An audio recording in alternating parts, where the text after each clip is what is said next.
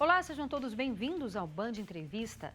Necessidade excessiva de admiração, desrespeito pelo sentimento dos outros, incapacidade de lidar com críticas e senso de direito exagerado. Essas são algumas das características que podem indicar o transtorno de personalidade narcisista, mais comum entre os homens. A causa é desconhecida, mas provavelmente envolve uma combinação de fatores genéticos e ambientais. Para identificar, é preciso um diagnóstico com especialista. O tratamento com psicoterapia pode ajudar, mas não é possível se falar em cura.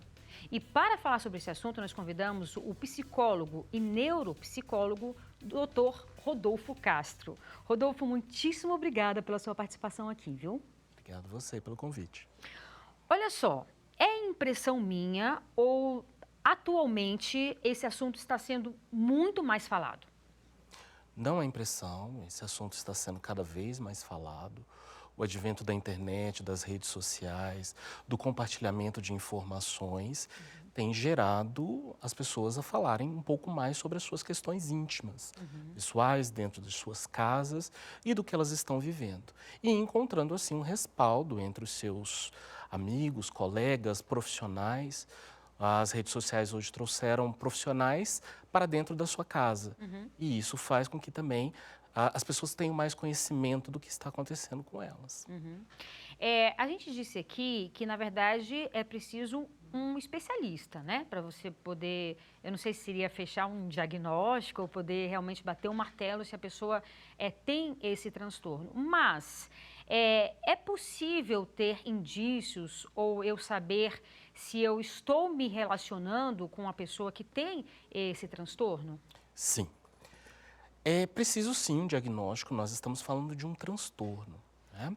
O transtorno, ele se refere a uma disfunção psicológica, ou seja, eu tenho um funcionamento e esse funcionamento muda. No caso do transtorno de personalidade é um pouco mais sério, porque é a forma da pessoa ser. Ela desenvolve um padrão persistente de ser daquela forma, é o jeito dela ser no mundo, mas é um jeito disfuncional. O transtorno narcisista, ele vai trazer algumas especificidades que são. A primeira delas é um padrão difuso de uma autopercepção dela. Ela se percebe grandiosa. Então, em todos os aspectos da vida dela, ela vai se perceber muito maior, muito melhor, muito mais viva do que outras pessoas, ela é mais do que os outros. O segundo aspecto é que ela vai ter sempre uma necessidade não só da admiração, a necessidade de admiração é algo comum, mas ela quer uma necessidade do reconhecimento de todos, daquilo que ela se acha que é. E o terceiro, e talvez o mais difícil desse transtorno, é a falta de empatia. São pessoas que não têm empatia com os desejos e as necessidades dos outros. Então, isso torna esse transtorno bastante difícil. É difícil de ser diagnosticado e é difícil de ser tratado. Então, a gente precisa, sim, de um especialista para fazer esse diagnóstico. Eu pesquisei, né, claro, um pouco sobre o assunto, Rodolfo, e me chamou muita atenção, não só a quantidade, claro, de especialistas que falam, mas, sobretudo, os depoimentos de pessoas, né? E como a gente estava falando aqui, e foi uma informação, inclusive, que você me passou, que é mais comum entre os homens, não que não tenha, obviamente, mulheres com um transtorno. Mas me chamou muita atenção a quantidade de mulheres que relatam terem se relacionado ou ainda se relacionarem com homens que têm esse transtorno e falam de uma forma muito dolorosa, porque, de acordo com esses relatos, são homens que, de uma forma muito sutil, parece querer minar essa mulher que está ao lado dele, né? Então, assim, além dessa falta de empatia, são homens de uma certa forma, abusadores, mas é um abuso muito sutil, de uma forma que querem diminuir essas mulheres em vários aspectos, mas que nem elas de uma forma tão sutil que nem elas se dão conta. E passam, muitas vezes, anos nessa relação até que a ficha pode cair, até que a ficha caia. Isso também faz parte, assim, dessas relações com o homem que tem esse transtorno? Não tem aquela frase do Sartre que diz que o inferno são os outros? Sim. O narcisista, ele sabe que os infernos são os outros e que ele é o paraíso. Ele tem a certeza de que ele é o paraíso. Ele não se percebe. Ele não se percebe. E, com isso, diante desta realidade na cabeça dele, de que ele não pode estar errado, de que ele é o ideal, como assim você vai me contestar? Então, o errado é você. Então, os processos de desqualificação são os primeiros processos que um narcisista começa numa relação. Então, se nós pararmos para pensar, o narcisista ele vai ter sempre uma predileção por pessoas que sofrem de uma dependência emocional. Porque são pessoas que ali estão procurando um relacionamento, que fazem tudo para que o relacionamento dê certo. E aí o narcisista, então, ele tem uma maior ascendência sobre essas pessoas. De maneira que é muito difícil, como você falou, as pessoas perceberem que elas estão enredadas por um narcisista. Acho que essa palavra, ela define muito a forma como a pessoa que convive com o narcisista se sente, embora muitas vezes ela não perceba dessa maneira. E vai demorar muito tempo até ela perceber. Então, quer dizer, a minha próxima pergunta é exatamente essa. Existe um perfil que, consciente ou inconscientemente, esse narcisista procura? Sim, existe um perfil. E este perfil é, como todas as relações, a gente procura uma relação que seja mais confortável para a gente. Uma relação na qual a gente possa desenvolver as questões que a gente acha que tem que desenvolver. Pessoas muito contestadoras, é difícil para um narcisista. Ele também se frustra. Ele tem uma distorção na percepção do mundo. Então, ele se frustra muito. Então, muitas vezes o narcisista ele procura ajuda, não pelo narcisismo, mas porque ele está deprimido, porque ele está se sentindo frustrado. As minhas relações nunca dão certo, eu sempre tenho problema no meu trabalho, eu sempre tenho um problema com a minha família, ninguém me entende. Né? Ninguém me ama, ninguém me entende. Esse protótipo, esse tipo de falas são comuns na clínica do narcisista. A partir daí é que ele vai tomando consciência de quem ele é. Já as pessoas que têm um perfil de maior dependência, né, que confundem o amar com o depender, elas são pessoas que estão dispostas a qualquer relacionamento. Então, essa intensa disponibilidade da pessoa que é dependente emocional junta-se a essa total indisponibilidade do narcisista. E aí é um ciclo muito pernicioso e muito doentio e de muito sofrimento. Agora a gente faz um breve intervalo e volta daqui a pouco. Não sai daí, a gente te espera. Estamos de volta com o Band Entrevista, hoje falando sobre o transtorno de personalidade narcisista. O nosso entrevistado é o psicólogo Rodolfo Castro. Rodolfo, é possível se falar em mudança nesse perfil, em cura não, né? Porque a gente não se fala em cura em transtorno, mas essa pessoa, ela pode ter a consciência desse traço que ela carrega e ela pode ter alguma mudança e, enfim, melhorar nesse sentido? Quando a gente fala de um transtorno de personalidade, a gente fala da forma da pessoa ser no mundo. É difícil mudar. Ela vai, com muito trabalho, com muito esforço, ela pode tomar consciência de algumas coisas.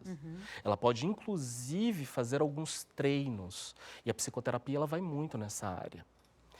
De treinar uma maneira de tentar ser mais empático. Percebe? É muito incipiente, é tentar ser. Nem sempre nós iremos conseguir. Não falamos de cura, não falamos de um processo em que essa pessoa vai ter uma vida dita normal dentro dos relacionamentos, das relações dela, mas à medida que ela se torna mais consciente, ela vai desenvolvendo algumas estratégias. Então, É difícil, é frustrante, mas o processo visa exatamente a pessoa se perceber um pouco mais.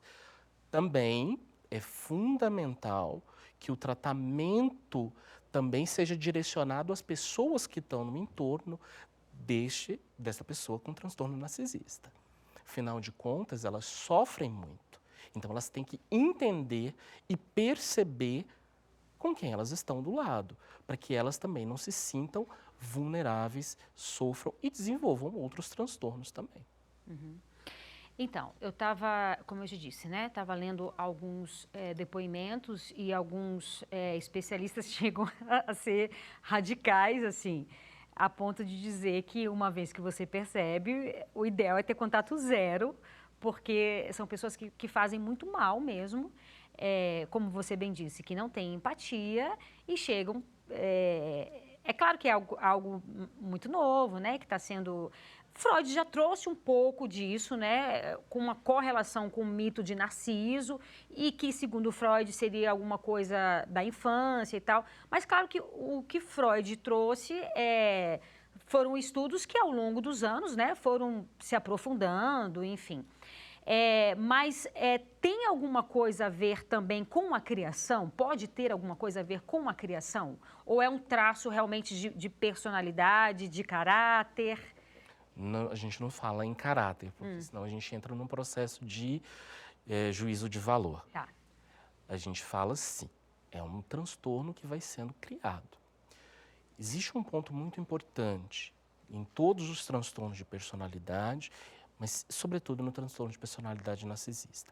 A nossa personalidade, ela é formada nas nossas relações. Tá. Ou seja, o que me torna um indivíduo só me tornou como indivíduo porque eu vivi relações com pessoas. Então, a gente sempre tem que pensar que um transtorno se desenvolve pelas experiências que eu tive e pelas expectativas que eu tenho. Portanto, se eu vivo num lugar em que eu tenho pessoas narcisistas, muito egóicas, que só pensam em si, eu vou ter um ambiente que vai favorecer o desenvolvimento disso.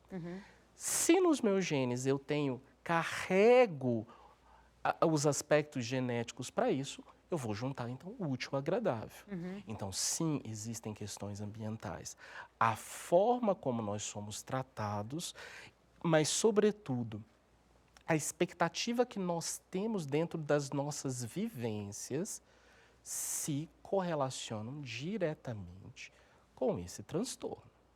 E se você me permite, se nós fizermos uma projeção da maneira como socialmente estamos vivendo, de uma maneira mais egóica, Sim. de uma maneira mais individualista, aonde é estimulado que eu seja melhor, o ter em detrimento do ser, nós estamos possibilitando, criando um meio com favorecimento de condutas narcisistas. E aí é uma questão. Quem tem essa genética? Não sabemos. Sim.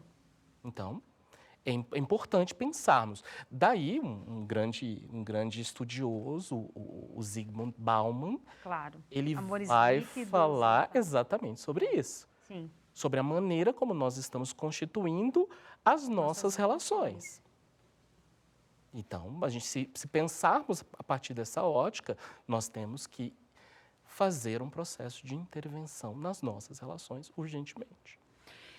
E a pessoa, vamos falar um pouco sobre a pessoa que, ainda que não tenha esse diagnóstico formado sobre mães, né, pais, cônjuges, filhos, enfim, porque a gente está falando mais da relação amorosa, mas, enfim, há um universo, né, de pessoas. Uma vez que você detecta, ainda que não tenha esse diagnóstico, mas que você desconfie, que você está sofrendo ao lado dessa pessoa, Rodolfo, você como psicólogo, qual seria a recomendação para essa pessoa? Todo processo que envolve uma patologia na relação, um adoecimento causado, aquela relação causa um adoecimento, precisa de suporte. Né? Se a gente pegar um exemplo clássico, que é, por exemplo, dos alcoólicos anônimos. Você também tem um grupo de suporte para os familiares. Sim. Então, os familiares, as pessoas que estão no entorno, na medida que elas identificam alguns padrões, elas devem procurar ajuda. Elas devem procurar ajuda. O problema é que dentro dessas relações de narcisismo, e aí o Freud falava dessas relações narcísicas, nós vamos verificar que o outro que também está lá, ele acha que ele pode ajudar, ele acha que ele pode salvar. Então ele fica ali, mudar, ele fica dentro desse processo de mudar. Lembrando, ele sofre de uma dependência. Sim. Então nós vamos ter uma codependência. Então essas pessoas, elas precisam primeiro se conscientizar de que elas não salvam ninguém, elas não vão curar ninguém, elas não vão mudar ninguém. O segundo ponto, junto a esses familiares, essas pessoas que estão no entorno do narcisista, é verificar o impacto desta relação na vida delas. E o impacto maior está na autoestima. A autoestima ela é composta de 3 fatores, Renatas. O primeiro deles é o que a gente poderia dizer assim, de autoamor ou autotolerância. A capacidade que eu tenho de me tolerar diante daquilo que eu não sei, diante daquilo que eu faço errado. A minha autopercepção. Então, todos nós temos uma autopercepção baseada nos papéis que a gente exerce. Eu sou um homem, eu tenho uma percepção minha como homem, você uma percepção como mulher, como profissional, como mãe, como pai. E até que a gente tenha o terceiro aspecto da autoestima, que é a autoconfiança. O que eu sei que eu dou conta de fazer. Na maioria das vezes, as pessoas que convivem com narcisismo, elas desenvolvem uma baixa percepção sobre o auto-amor e sobre sua autopercepção. Elas se veem como erradas, elas se veem como sempre as pessoas que não dão conta. A desvalorização, a desqualificação, ao longo do tempo, provoca essa incapacidade do ser humano ver que ele é capaz. Então, isso é preciso ser resgatado nas pessoas que convivem com o narcisista. É um trabalho de reconstrução da afetividade dessas pessoas. E muitas vezes, para que ocorra esse resgate, é preciso uma separação de quem está causando esse sofrimento. Sim. E isso é muito difícil no transtorno. Nos transtornos de personalidade de uma forma geral, mas no transtorno narcisista, sim. Porque muitas vezes nós não teremos antídotos, reservas, forças. Então nós precisamos tomar atitudes mais drásticas, de que eu vou me afastar daquilo que me faz mal, daquilo que me adoece. O primeiro aspecto voltado para ter uma relação saudável consigo é se afastar daquilo que faz mal. Ainda que seja muito difícil pensar nisso. Por isso é um trabalho longo de processo terapêutico, que muitas vezes necessita de medicação, porque entram os processos depressivos, os processos de ansiedade, as fugas, os escapes. Então é algo que é muito difícil, mas precisa ser falado para ser tratado. Verdade. É isso, e agora a gente faz mais um breve intervalo e volta daqui a pouco. Não sai daí, a gente te espera. Estamos de volta com o Band Entrevista, hoje falando sobre o transtorno de personalidade narcisista. O nosso entrevistado é o psicólogo Rodolfo Castro. Rodolfo, tantas coisas nós já falamos aqui, né? Lembrando que essa entrevista vai estar disponível no YouTube da Band Brasília, quem não acompanhou até o começo, ou até mesmo para rever, porque é muito importante. Então, nós falávamos também sobre os depoimentos, né, de várias pessoas, sobretudo de mulheres que passaram anos e não se deram conta que estavam vivendo com uma pessoa, com um homem que tinha um transtorno narcisista. Eu vou ler alguns desses depoimentos aqui, obviamente que eu não vou identificar. Então, tem uma mulher que fala aqui, ó, saí de um relacionamento onde eu não me encontrava, não me via como mulher exatamente, me sentia morta por dentro, olha que forte. Me sentia ingrata, injusta, sem autoestima, sem autoconfiança, mas até hoje, até esse momento, eu vejo ele como uma boa pessoa, mesmo agora, vendo ele ignorar meu sofrimento, depois de 5 anos de relação.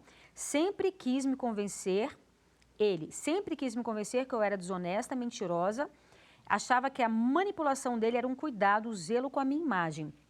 Então, tem muito a ver com aquele termo que é muito usado agora, que é o gaslight, né? Que vem de uma peça norte-americana na década de 40, né? Onde um homem manipulava a percepção da mulher, e hoje isso está muito em voga também, porque são homens exatamente que manipulam a manipulação. A mulher está vendo muitas vezes as coisas, ou vê mensagem que o homem manda para outra mulher, ou vê nitidamente o que está acontecendo, e eles têm um poder, não só quem tem esse transtorno de narcisismo, né? Narcísico, mas também, enfim, outros homens que têm vários outros transtornos têm o poder de manipular, e a mulher se sente tão confusa que acha que a errada é ela. E quem tem esse transtorno sabe fazer isso perfeitamente, né? Vai desenvolvendo essa capacidade. Afinal de contas, o narcísico, ele precisa da admiração, ele se vê como a melhor pessoa e eu não vou ser contestado se eu sou narcísico. Então, o problema está no outro. Então, vão desenvolvendo diversas estratégias, algumas vezes inconscientes e vão se tornando conscientes ao longo do tempo. Sim. Né? E daí eu utilizei aquela expressão enredar. Enredar, eu vou dar um pequeno exemplo. É como se nós estivéssemos nesse estúdio aqui e eu colocasse todas as coisas que você gosta aqui dentro, mas eu ficasse ali na porta. Então você tem uma falsa impressão de que você tem tudo o que você quer, mas na verdade você está enredada, você está presa num processo, muitas vezes perverso, em que você vai ter um impacto na sua autoestima. A pessoa, o narcisista, ele não se percebe. E a pessoa que convive com o narcisista, ela passa a não se perceber mais detentora de desejos, detentora de que ela pode ter a razão, de que o problema está no outro. Então a pessoa começa a duvidar de si mesma. E não só duvidar do que se sabe, porque a gente pode duvidar do que a gente acha que sabe, do que a gente leu, do que a gente estudou. Mas duvidar do que a gente sente é um pouco mais difícil. Essa é uma relação direta. Os nossos sentimentos, eles não mentem para a gente. A gente pode fazer uma mentira em relação ao sentimento, que eu tenho e passo isso de uma outra forma. Mas o que a gente sente, a gente não mente para a gente. Então, esse é o mais perverso do processo. Quando esta moça fala sobre isso, de que ela está morta por dentro, esta é uma relação, esse é um comentário muito comum no consultório. As pessoas chegam, de fato, destruídas emocionalmente. E é preciso um trabalho de resgate mesmo, de uma reformulação da sua afetividade. Essas pessoas, elas não se sentem preparadas para ter outros relacionamentos e muitas vezes não identificam relacionamentos saudáveis. Fogem de relacionamentos saudáveis porque estão acostumadas, é um padrão que ela vivenciou de muitos anos. Então, muitas vezes elas não identificam. Então, esse é um problema muito maior do que a gente pode imaginar. E assim, no primeiro momento, porque muitas vezes quem tem esse transtorno, ele vai se apresentar como um príncipe encantado, né? Porque ele usa ali instrumentos exatamente para te conquistar. É possível você já identificar uma pessoa que tem esse transtorno já de cara? Acho muito difícil. Primeiro, ele vai se apresentar o príncipe encantado porque ele se vê como um príncipe encantado. Não é? Mas aquilo que nós não somos, uma vez se revela. Sim. Então, as relações, a gente precisa estar atento aos sinais que as pessoas dão. Nas relações, nós damos sinais. E esses sinais vêm diante de uma contestação. Eu não penso assim. Você está conversando com o seu parceiro, ele emite uma opinião e você diz, não, eu não penso dessa forma, eu penso diferente. Qual é a reação do outro quando ele supostamente estaria sendo contestado? O narcisista, ele vai ter muita dificuldade em ser contestado. Num primeiro momento, ele vai dizer não, ele vai tentar trazer um outro argumento, vai dizer que você não estudou o suficiente, Mas ao longo do tempo ele vai tornando isso de uma maneira muito mais raivosa, abusiva. E a pessoa vai começando a perceber que, opa, esse príncipe não é tão encantado assim. E também nem é tão príncipe. E eles fazem muito jogo do silêncio também, né? Esse jogo talvez é muito mais perverso, né? Tem o silêncio que aprisiona, né? A mulher ela não vai entender o que está acontecendo. Ela vai achar que a culpa está com ela. O que eu fiz de errado? Exatamente. Então esse é um processo muito comum digamos assim, na estratégia narcisista, no modus operandi do narcisista. Rodolfo, a gente está terminando a nossa entrevista. Se eu pudesse, a gente ficaria aqui horas conversando. Você queria acrescentar mais alguma coisa para as mulheres, deixar aí um alerta, porque é tão importante ter um especialista falando sobre isso? Eu acho que o melhor alerta é que a informação ela está aí. Na dúvida se é isso mesmo, procura um especialista.